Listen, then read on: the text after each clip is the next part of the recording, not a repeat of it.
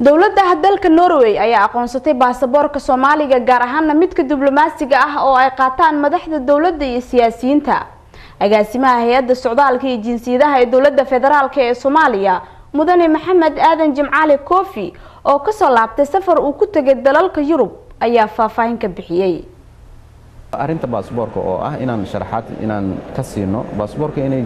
baasaboor Soomaaliyeed oo elektaroon lagu kalsoonaan karo in cid mas'uul ka tahay inaan u sharaxno wayna nala qaateen waxayna rajaynaynaa inay imaan doonaan Soomaaliya sanadkan qoliyo u qaabilsan aqoonsiga dokumentiyada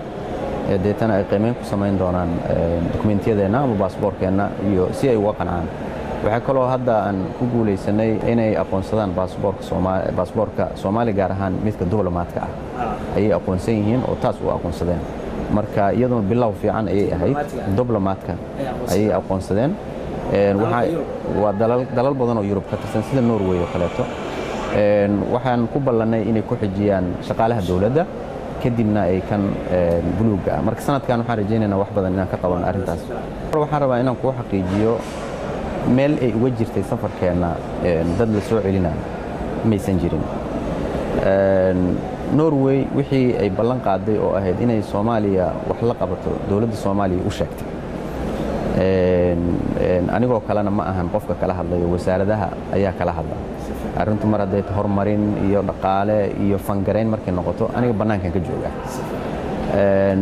mid waa taas oo hadda galaangal iyo inaan budget inaan dhaqaale helo iyo uma tagin balse shaqadeeyaba ma ahan kuma jirto ajendaha u tagana meelna uguma jirin wax la xiriira dadka la soo celinayo oo qaxooti kala hadalna ma jiraan inaan waxaan kala hadalnay oo kaliya waxay dadka Soomaalida ay socdaalaya in xuquuqdooda la ilaaliyo in